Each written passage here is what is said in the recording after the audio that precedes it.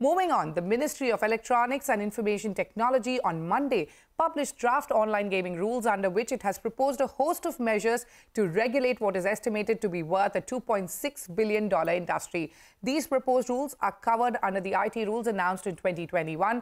The ministry is seeking feedback from the public on these draft rules until January 17, 2023.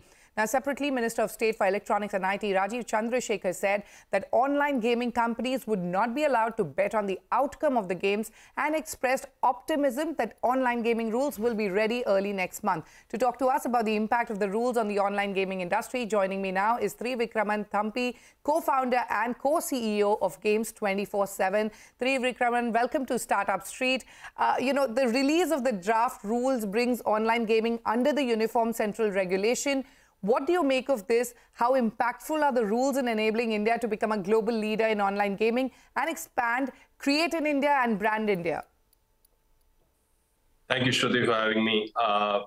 First of all, I'd like to start off by thanking both the central government and MeitY for taking this, very good, very progressive first step towards regulating the online gaming space. It's a very, very welcome move, something that we at Games 24/7 and the industry at large has been urging the government to do. I think the first thing that this is going to do is bring about a lot of standardization and regulation in how the gaming companies operate. I think it sends a very, very positive signal to the market, both in terms of investor sentiment, in terms of the message that entrepreneurs take from it. As you already know, that there are literally hundreds of gaming companies in India right now. I think with this kind of regulatory clarity starting to appear at the central government level, you're going to see a lot more startups coming out. I think you're going to see a lot more unicorns. You're going to see a lot more capital coming into the country as far as gaming is concerned. And you're going to see a lot of innovation and growth. So, it's fantastic news all around. Given a thumbs up, but in the draft amendments, the government has proposed a self-regulatory mechanism, age verification, and a know your customer process for online gaming companies. How will this work? And are you in talks with the ministry to streamline the process? Well, we are certainly reviewing the draft rules right now. Our teams are doing that as we speak, and we will absolutely have our inputs, as the government has called for public inputs. As far as the rules are concerned, I think they're very welcome.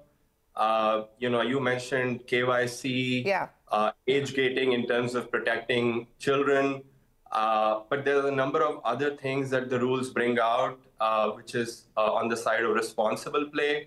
Things like offering players features to set daily limits, monthly limits, offering players features to set their time limits for play, time and money limits to play in general, to exclude themselves. I mean, we are not strangers to some of these things.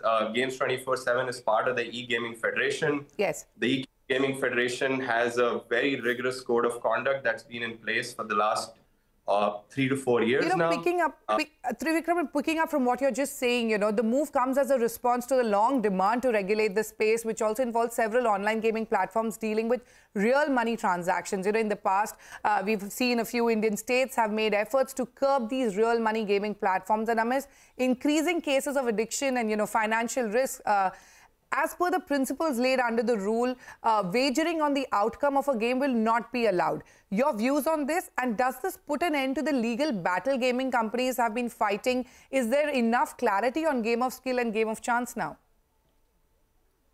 So I think there's definitely some confusion on how this wagering on the outcome of the game has been understood.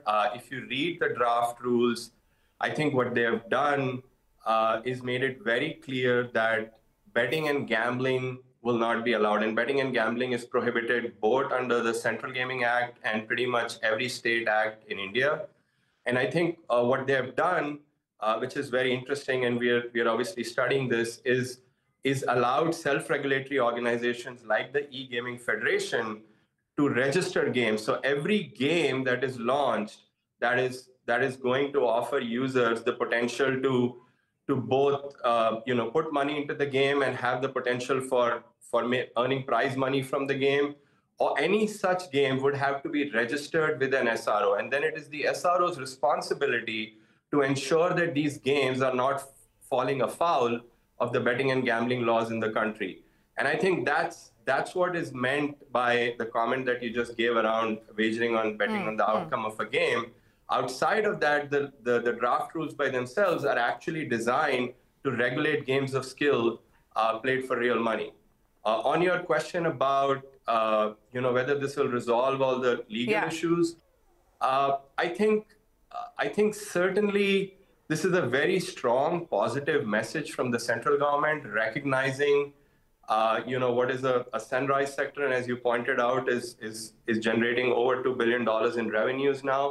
And I think that positive messaging should help us as an industry in resolving these legal issues.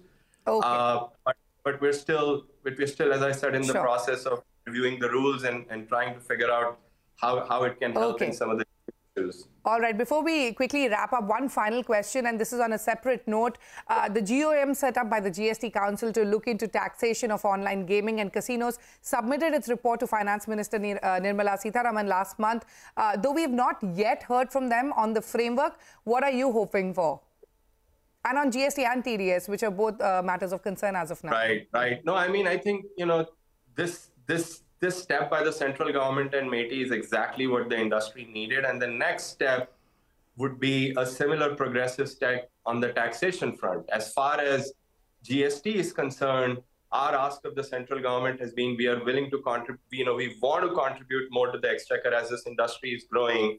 Our ask is that the GST be levied on what is our revenue, our commission, as part of the overall amount that's paid for, which is GGR. And not the whole amount of entry fees. And then as far as TDS is concerned, I think the current laws are not entirely clear. And when it comes to tax liability for an online gamer who's playing these games and potentially winning, it's not clear whether they're required to pay tax on their gross winnings or on their net winnings, which is exactly, let's say, how the stock market works, where you get to set off your losses and the amount you invested.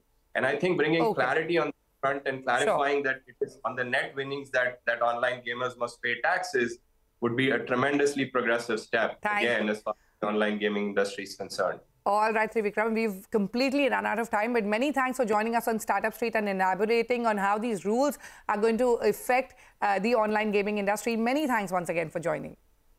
Thank you, Shruti, for having me. On that note, it is time for us to head into a short break. But coming up next, space tech startup Digantara is all set to launch Pushan Alpha. Details about the launch and the company's growth plans on the other side. Stay tuned.